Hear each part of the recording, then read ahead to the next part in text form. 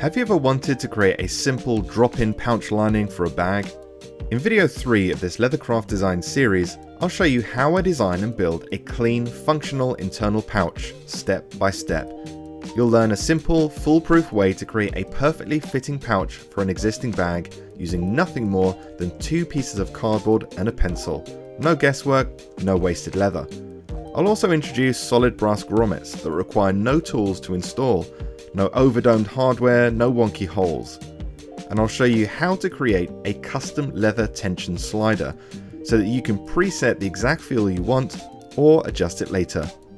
These pouches can be any size for any purpose. Coins, bushcraft, jewellery, keepsakes, the design principles stay the same. For more information, click the link in the description or visit leathercraftmasterclass.com.